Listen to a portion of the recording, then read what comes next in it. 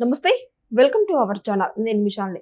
దేశంలో దాదాపు 25 ఏళ్ల తర్వాత ఉప ప్రధాని కాబోతున్నారు అమిత్ షా గారు. తర్వాత అసలు ఏం జరుగుతుంది? దాని వెనుక కారణాలేంటి?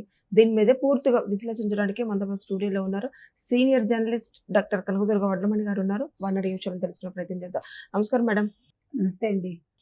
దాదాపు 25 ఏళ్ల తర్వాత ఇప్పుడు ఉప ప్రధాని పదవి ఇవ్వబోతున్నారు అమిత్ షా గారికి. దీని వెనుక కారణాలేంటి? ఏం జరగబోతుంది?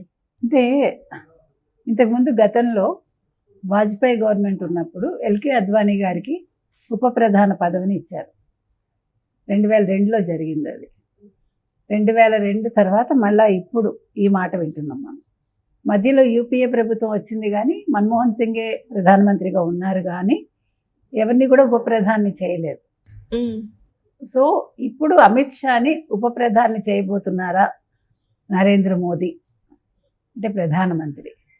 ఎందుకు అంటే ఇది ఒక సంకేతం లాగా.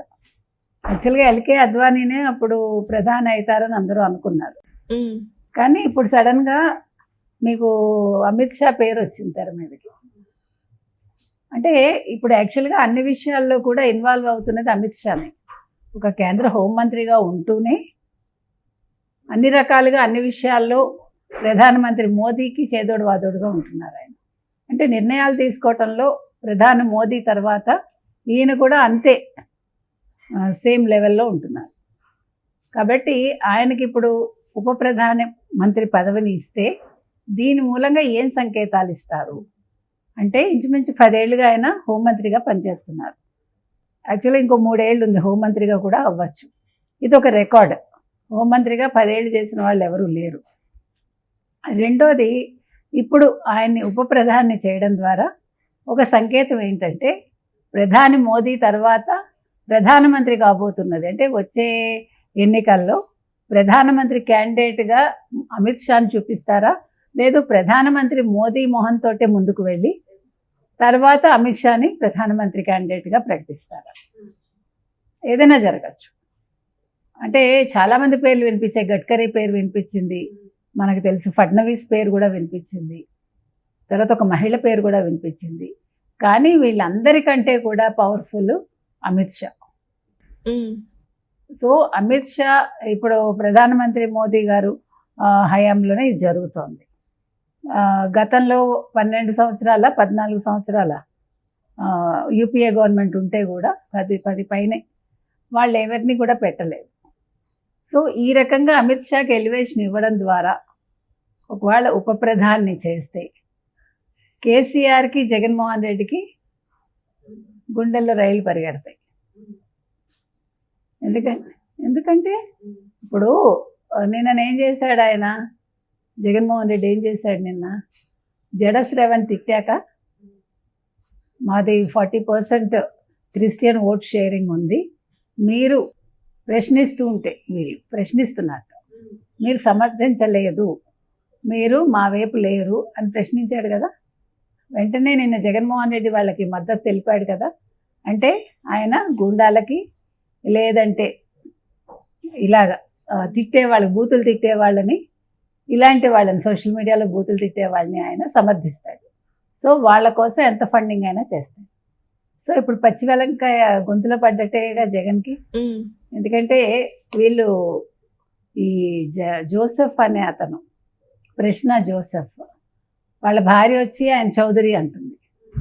నీకు తెలుసా, నిన్న ఆవిడ ఒక స్టేట్మెంట్ ఇచ్చింది, మా ఆయన చౌదరినే అని ఆవిడ చెప్పింది. మా ఆయన ప్రశ్నిస్తున్నాడు అంటే ఎవరిదో స్క్రిప్ట్ అండి, అది రాసేవాళ్ళు వేరే ఉంటారు కదా, ఆవిడెక్కడ రాయగలరు అంటే రాయకూడదని కాదు, ఆ భాష నేను అనేది. అయితే అతను తన అక్కడ సంతకాలు పెట్టే కాగితాల్లో నేను ఎస్సీ మాదిగా అని రాశాడు. ఎవరు? ఈ ప్రశ్న జోసెఫ్. ఆయన అసలు పేరు రావణ్ అని ఆవిడ అంటుంది, కానీ జోసెఫ్ కదా అసలు పేరు అతనిది, రావణ్ అని పెట్టుకున్నాడు. ఈయన హేతువాద్ అంటాడు. హేతువాద్ అనే వ్యక్తి రావణ అనే పేరు ఎలా పెట్టుకుంటాడు? అది కూడా ఒక బ్రాహ్మణ్ పేరు. పెట్టుకోవడం తప్పని నేను అంటలే, మీరు దేవుడిని నమ్మితే ఎవరి పేరైనా పెట్టుకోండి, కానీ నాకు నమ్మకం లేదని నువ్వు హిందూ దేవుళ్ళని తిట్టావు కదా. ఇప్పుడు కేసు అదే కదా అయింది, ఫస్ట్ కేసు అదే కదా. హిందూ దేవుళ్ళని దేవతల్ని తిట్టడం మూలంగానే కేసు పడింది. తర్వాత మిగతా కేసులు వచ్చాయి. అది ఎవరు ఏం చేయలేరు, జన సైనికులు పెట్టింది అది. ఇప్పుడు నేను మిమ్మల్ని తిడతానంటే మీరు పడతారా? ప్రశ్నించడం అంటే ఏంటి? ఒక అంశం మీద మనం ఏంటంటే ఇది చేయలేదు అని అడగడం ప్రశ్నించడం, అంతేగాని మిమ్మల్ని నేను బూతులు తిట్టేసి మీ సంగతి చూసుకుంటానంటే మీరు ఊరుకుంటారా? లేదు మీరు ఒక మతాన్ని, మత విశ్వాసాలని కించపరిస్తే ఊరుకుంటారా? ఆ రోజులు పోయాయి. హిందువులు నోరు మూసుకుని కూర్చునే రోజులు పోయాయి. అందుకని ఇవాళ జగన్మోహన్ రెడ్డి ఒక సందిగ్ధావస్థలో నిల్చున్నాడు. ఎందుకంటే ఇప్పుడు అనవసరంగా జడశ్రవణ్ మాటలు పట్టుకుని సపోర్ట్ చేశాడు. ఇప్పుడు బీజేపీ కోపం వస్తుందిగా, మీకు అర్థమైందా ఇప్పుడు?